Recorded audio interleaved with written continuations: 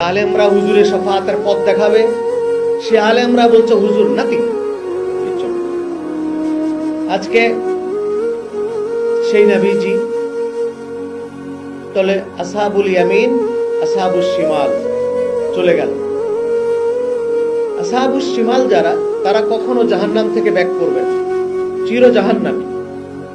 মুশরিক, কাফের, নাস্তিক, তারা চির জাহান্নাম। মাঝখানে আরেকটা দল আছে, যারা কারা? ইজা জা আল মুনাফিকুন ক্বালু নাশহাদু ইন্নাকা লারাসূলুল্লাহ। মাঝখানে একটি দল আছে, সেই দলের নাম হলো মুনাফিক।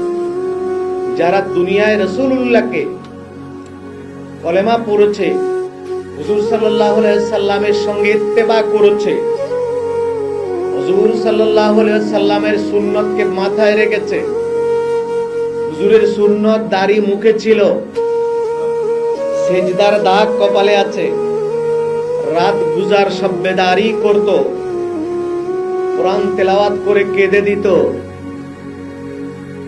ওরা ওহুম ইয়াতলুনা ওয়া ইয়াবকি আইনা, তারা কান্ত, তেলাওয়াত করত কান্ত।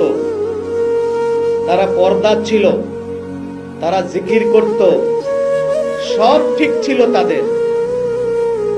কিন্তু একটি কারণে শুধু আল্লাহ তাদেরকে অ্যালাউ করে নাই, ওমা হুম বিমুমিনিন।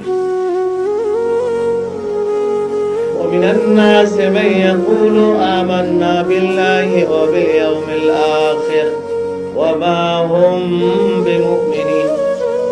আপনার উপরে ঈমান এনেছি, আখিরাতের উপরে ঈমান। আল্লাহ বলেন নো, আমার রাসূল কই?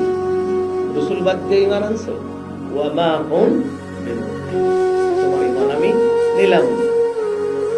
মুনাফিকরা পরবর্তীতে গিয়ে কৌশল করলো, রাসূলুল্লাহর নাম বলল, হুজুরের নাম ঢুকাইলো ঈমানের মধ্যে।